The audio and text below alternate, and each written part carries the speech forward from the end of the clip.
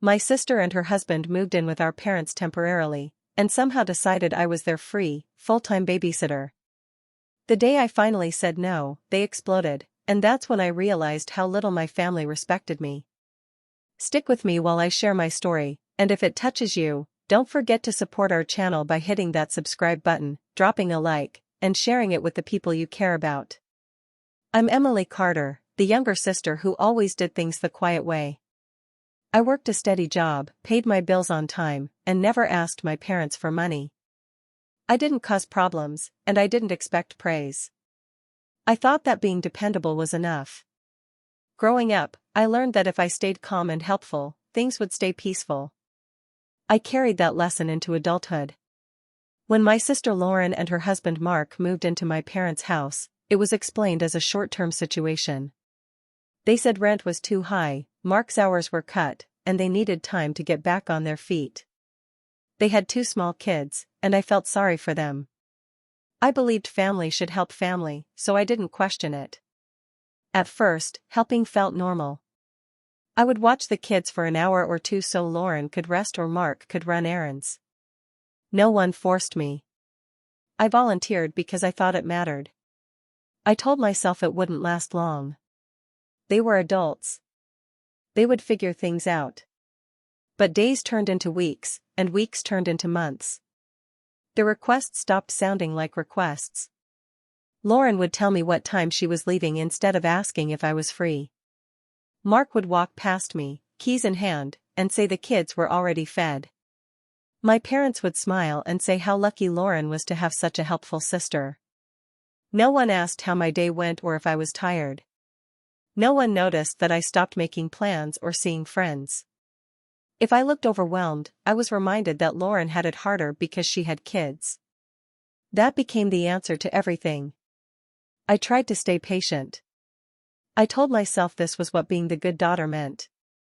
I didn't want to create tension in the house, so I stayed quiet. Every time I felt uncomfortable, I pushed it down. I kept helping because saying no felt wrong. What hurt the most was how normal it all became to them. My time was no longer mine. My kindness was treated like a duty. I wasn't thanked anymore. I was expected. I didn't realize then that this setup wasn't temporary at all. It was convenient. And convenience, I would later learn, can turn family into people who forget your value, until the moment you finally speak up. As time passed, the way everyone treated me slowly changed. Babysitting was no longer seen as help. It became something they expected from me without question. Lauren stopped asking if I was free. She would just tell me her plans and assume I would adjust my schedule around them. Mark did the same. If I looked surprised, they acted like I was being difficult. They planned dinners, outings, and quiet evenings for themselves without including me in the conversation. I often found out at the last minute, sometimes when they were already halfway out the door. If I said I had work the next day or something important to do, Lauren would sigh loudly or roll her eyes. Mark would say things like, "It's just for a few hours," as if my time didn't matter. I began canceling my own plans. I stopped committing to things because I knew there was a good chance I'd be needed. Friends slowly stopped inviting me out. I was always busy, even though I wasn't doing anything for myself. I didn't complain because I didn't want to sound selfish. What made it harder was my parents' reaction. They never directly told me to babysit, but their words carried weight. They would praise me for being the reliable one and say how proud they were of my maturity. At the same time, they excused Lauren's behavior by saying she was stressed or overwhelmed. Every mistake she made was explained away. Every sacrifice I made was expected. When I hesitated, my mom would remind me that Lauren had a lot on her plate. My dad would say things like, "You're so good with the kids," as if that settled everything. No one asked if I wanted this role. It was handed to me quietly, and once I accepted it, it became permanent. I noticed that Lauren rarely thanked me anymore. At first, she used to say she appreciated me. Later, she acted like I owed her. If I looked tired, she would say, "You don't even have kids," and laugh it off. Mark stayed mostly silent, but his silence felt heavy. He let Lauren speak for both of them, and that made it worse. I started feeling invisible in my own family. I was present, but only for what I could give. My feelings didn't seem to matter. If I looked upset, it was brushed aside. If I stayed quiet, everyone seemed happier. Inside, something didn't feel right. I felt used, but I didn't have the words for it yet. I kept telling myself that this was temporary, that things would go back to normal once Lauren and Mark moved out. Still, a small voice inside me kept asking why my kindness felt like a burden instead of a gift. That was when I realized that helping had slowly turned into being taken for granted, and no one noticed except me. The moment everything changed came on a quiet Thursday evening. Lauren told me she and Mark had plans that weekend and that I would need to watch the kids. She said it casually, like it was already decided. For the first time, I didn't immediately agree. I had something important planned, something I had been waiting weeks for, and I knew I couldn't cancel it again. I took a deep breath and told her I couldn't do it that weekend. I said it calmly and without attitude. I didn't explain much because I didn't feel I had to. The room went quiet. Lauren stared at me like I had just said something unbelievable. Her face changed, and she didn't hide it. She didn't argue right away. She just went cold. Later that night, Mark started making comments under his breath. He said things like, "Must be nice to have so much free time," and "I guess some people don't understand responsibility." He never said my name, but I knew exactly who he meant. The comments were small, but they were meant to hurt. Lauren stopped speaking to me unless she had to. When she did talk, her tone was sharp and distant. She acted offended, like I had personally wronged her. I felt the tension in every room we shared. Even the kids noticed something was off. My parents found out the next morning. Instead of asking what was going on, they asked why I couldn't just help this one time. My mom said family should support each other. My dad said Lauren was under a lot of pressure. When I explained that I had my own commitment, they exchanged looks and said I was being a little selfish. That word stayed with me. Selfish. I had given so much without complaint, and the first time I said no, that's how it was labeled. No one asked what I needed. No one asked how long I had been feeling overwhelmed. The focus stayed on how my decision affected Lauren and Mark. The house felt different after that. Conversations stopped when I walked into a room. Doors closed more often. I felt like I had broken some unspoken rule by choosing myself for once. The warmth I thought I had earned was gone, replaced by quiet judgment. I didn't yell. I didn't take my words back. But inside, I felt shaken. Part of me wondered if I really had done something wrong. Another part of me knew that if setting one boundary caused this much anger, then something was deeply broken. That weekend, I stuck to my decision. I went where I needed to go and did what I had planned. I tried to enjoy it, but the tension followed me. When I returned, nothing was the same. The roles in my family had shifted, and I could feel it clearly. Saying no once had changed how everyone saw me. And for the first time, I began to understand that peace in my family only existed when I stayed silent. After that weekend, the tension didn't fade. It grew heavier with each passing day. Lauren stopped pretending anything was normal. One evening, while the kids were in the other room, she finally confronted me. She said I had abandoned the family when they needed me most. The words were sharp and dramatic, like I had committed some serious betrayal instead of simply saying no once. I tried to stay calm and explain that I hadn't abandoned anyone. I reminded her that I was still around, still helping when I could. She cut me off and said family doesn't pick and choose when to show up. According to her, real support meant always being available, no matter what. Mark joined in soon after. He talked about how stressed he was, how money was tight, and how hard it was to raise kids. He spoke like everything was falling apart because of me. He said things were easier when I stepped up. Hearing that made my chest feel tight. It was like my worth was measured only by what I provided. The guilt tripping became constant. Anytime I hesitated, I heard the same lines. You don't even have kids, you don't understand. You have it easier than we do. We would do this for you if the roles were reversed. Those words were repeated so often that they started to sink in, even when I knew they weren't fair. My parents didn't stop it. In fact, they added to it in quieter ways. My mom would sigh and say how exhausted Lauren looked. My dad would mention how expensive kids were. They never directly blamed me, but they always reminded me who was struggling more. I began questioning myself. I wondered if I was being heartless. I replayed conversations in my head, looking for places where I could have been more gentle or more flexible. I felt guilty for wanting time to myself. I felt guilty for feeling angry. I felt guilty even when I rested. Slowly, something started to click. I noticed how the conversations always ended the same way. No matter how calmly I spoke, I walked away feeling responsible for everyone else's emotions.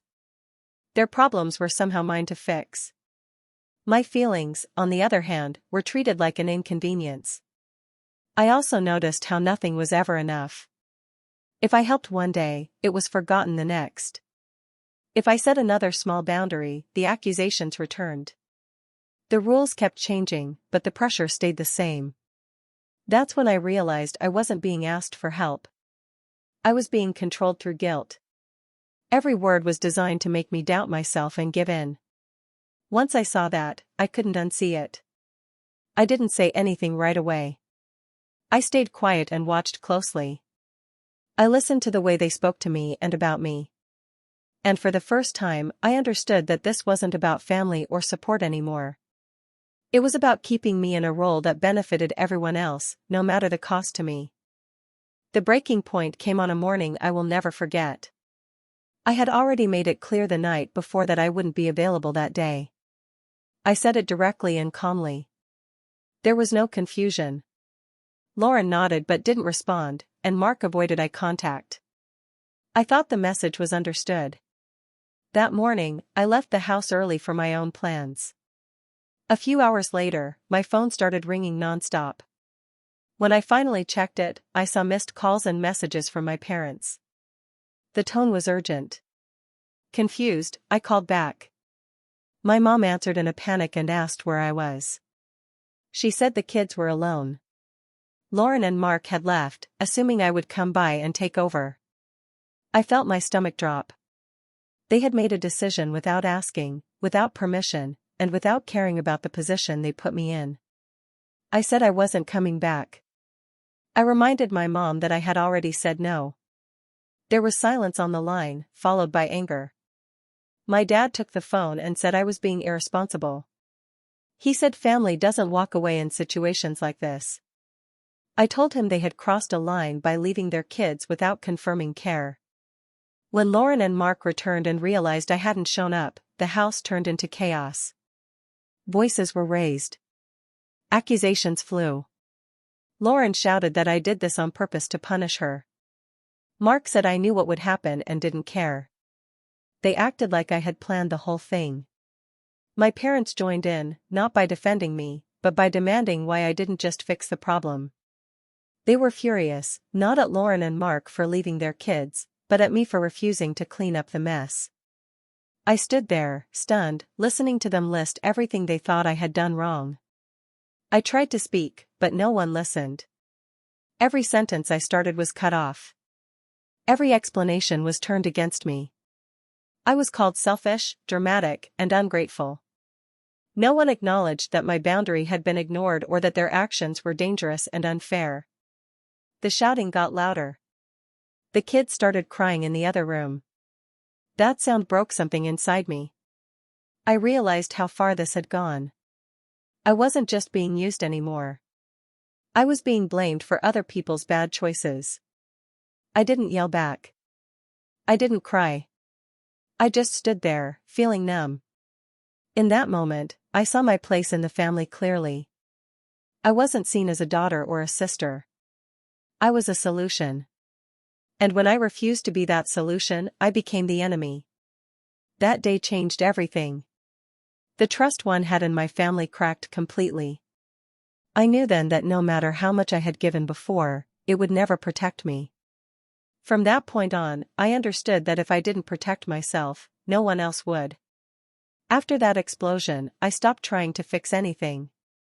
I stayed quiet and kept my distance. That's when the truth started to slip out, not all at once, but in small pieces that slowly formed a clear picture. One afternoon, I overheard a conversation I wasn't meant to hear.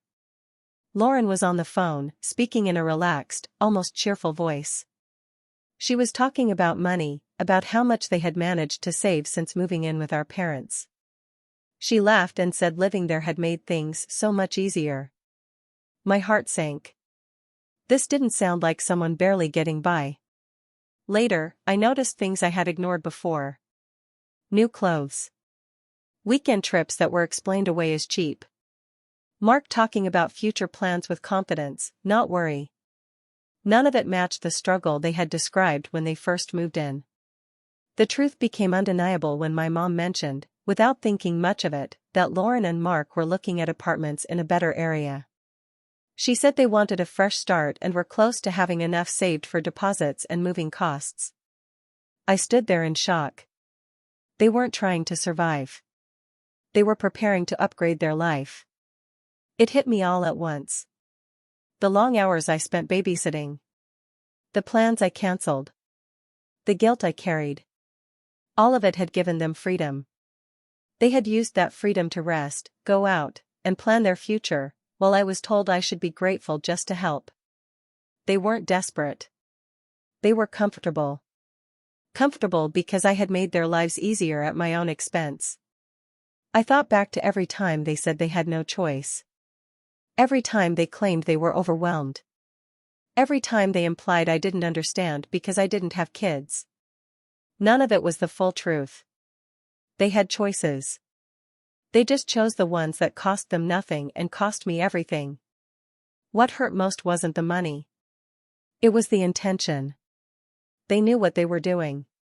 They knew they were relying on me without asking. They knew they were benefiting from my silence. And they let me take the blame when things went wrong. I felt embarrassed for believing them. I felt angry at myself for ignoring the signs. But underneath all that, I felt clarity. The confusion I had lived with for months disappeared. Their behavior finally made sense. I stopped wondering if I had been too harsh or too selfish. I wasn't. I had been misled. I had been used as free help while they built something better for themselves. That realization changed how I saw everything. The arguments, the guilt, the anger, it wasn't about family values or stress. It was about convenience. And once I saw that clearly, I knew I couldn't go back to the way things were. I didn't confront them right away. I didn't need to. Knowing the truth was enough to shift something inside me. From that moment on, I stopped feeling guilty. I started feeling resolved. After everything I learned, I made a quiet decision. I didn't announce it. I didn't argue or demand apologies. I simply stopped. I stopped babysitting. I stopped stepping in when plans fell apart. I stopped fixing problems that were never mine to solve. The first time I said I wasn't available without giving a reason, the reaction was immediate. Lauren looked at me like I was being cruel on purpose. Mark asked what I was doing that could be more important. I didn't answer. I just repeated that I wasn't available. It felt strange at first. I was so used to explaining myself that staying silent felt wrong. But each time I did it, I felt a little stronger. I wasn't rude. I wasn't cold. I was just done sacrificing myself to keep others comfortable. Without me stepping in, small cracks started to show. Plans got cancelled. Lauren and Mark argued more often. My parents were suddenly pulled into situations they hadn't dealt with before. I watched from a distance as the responsibility shifted back to where it belonged. I also pulled back emotionally. I stopped sharing details about my life. I stopped trying to smooth over tense moments. When comments were made to guilt me, I didn't react. I didn't defend myself. I let the silence speak. My parents were confused at first. They asked why I seemed distant. I told them I was focusing on my own life. That answer didn't satisfy them, but I didn't change it. I had spent too long explaining myself to people who didn't listen. Lauren accused me of changing. She said I wasn't the same anymore. She was right. I wasn't. I no longer felt responsible for her choices or her comfort. That role no longer belonged to me.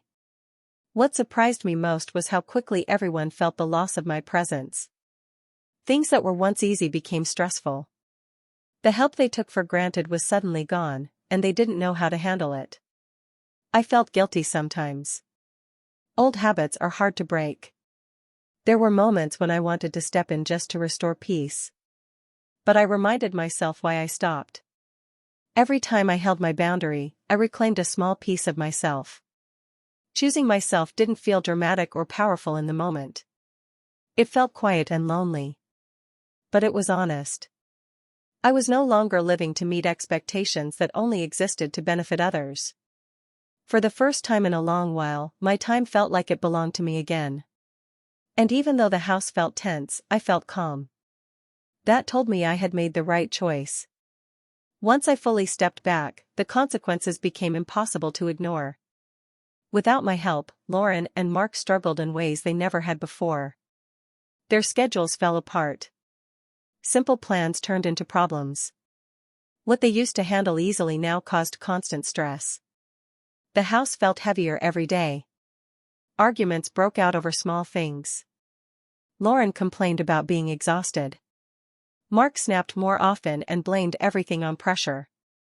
The calm they once enjoyed was gone, and it showed in their moods and behavior. My parents were caught in the middle. At first, they tried to fill the gap. They watched the kids more, rearranged their own routines, and gave up their quiet time. But they weren't prepared for how demanding it would be.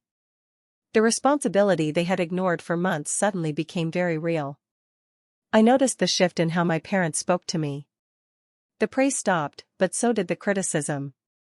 Instead, there was silence and confusion.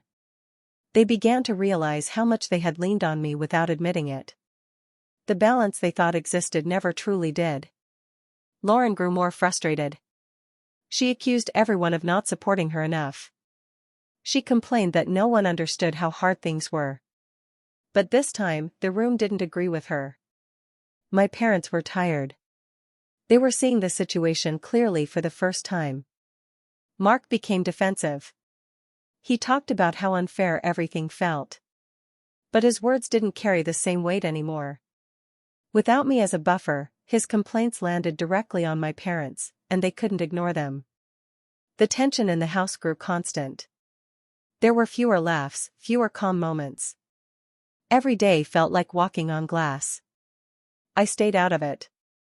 I kept my distance and focused on my own routine. I didn't offer solutions. I didn't step in. Slowly, my parents began to understand what had happened. They saw how often I had been expected to give up my time. They noticed how quickly things fell apart without me. They started asking themselves why everything had worked so smoothly before. One evening, my mom quietly admitted that she hadn't realized how much I had been doing. She didn't apologize, but her voice was different. There was regret in it. My dad became less defensive and more thoughtful. He stopped using words like selfish. That recognition didn't fix the damage, but it mattered. The truth was finally visible. I hadn't been exaggerating. I hadn't been dramatic. I had been carrying more than my share, and everyone could see it now. For the first time, the struggle wasn't mine alone. The weight had shifted back to where it belonged. And while the house remained tense, I felt a strange sense of peace knowing that the imbalance was no longer invisible. The final conversation happened on a quiet evening when everyone was already tired. No one planned it, but the tension had built up too much to ignore. We all sat in the living room, and for once, no one raised their voice at the start. My mom asked why things had become so strained. I took a moment before speaking. I wanted to stay calm, not because I was afraid, but because I wanted to be clear. I explained how I had slowly taken on more responsibility without being asked. I talked about how my time was treated as something that belonged to everyone else. I said I felt used, not because I helped, but because helping became expected. I explained how my feelings were dismissed whenever I tried to speak up. I reminded them of how I was blamed when I finally set a boundary. I didn't accuse. I didn't exaggerate. I just told the truth. Lauren immediately pushed back. She said she never forced me to do anything. She said I could have spoken up sooner. She claimed she was just overwhelmed and needed support. Her words sounded familiar, like things she had said many times before. I didn't argue with her. I didn't raise my voice. I simply said that needing help doesn't give someone the right to take it without respect. I said that ignoring someone's boundaries is still wrong, even if life is hard. Mark sat quietly the entire time. He didn't defend Lauren, and he didn't defend me. He stared at the floor and stayed silent. That silence said more than any argument could. It confirmed what I had already felt for a long time. My parents listened differently than before. They didn't interrupt. They didn't rush to explain things away. I could see discomfort on their faces, but I kept going. I told them how being called selfish had hurt. I told them how alone I felt in my own family. For the first time, I didn't end my words with an apology. I didn't say I was sorry for how they felt. I didn't soften my truth to make it easier to hear. I stopped when I was done and waited. The room stayed quiet. Lauren looked frustrated. Mark still didn't speak. My parents exchanged looks, and I could tell something had shifted. They couldn't deny what was said because it matched what they had seen. That moment felt heavy, but also freeing. I wasn't trying to fix anything anymore. I wasn't asking for permission to be respected. I had said what needed to be said, clearly and calmly. When the conversation ended, nothing was magically solved. But I walked away without the familiar weight on my chest. I hadn't begged to be understood. I had simply stated my worth, and for the first time, I didn't feel the need to apologize for it. After the final confrontation, things changed slowly but surely. Lauren and Mark's time in our parents' house became tense and uncomfortable. Without me managing their schedules or rescuing their mistakes, they struggled in ways they hadn't expected. Arguments grew louder, frustrations higher, and even small tasks became fights. The house no longer felt like a safe or easy place for them. After a few months, they decided to move out. The process was far from smooth. Deposits had to be managed, timelines were tight, and their plans were disrupted more than they liked. I didn't help with packing or planning. I didn't offer advice or step in to fix problems. I let them deal with the consequences of relying too heavily on others. Watching them scramble wasn't satisfying in a cruel way, it was simply a natural outcome of their choices.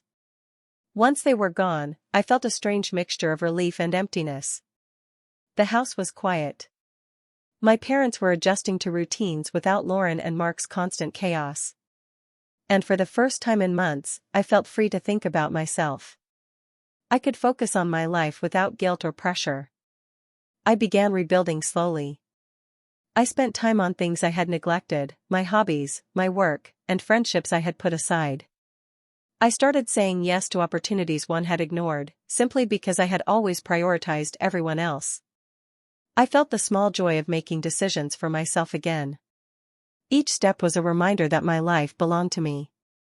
Over time, my confidence returned.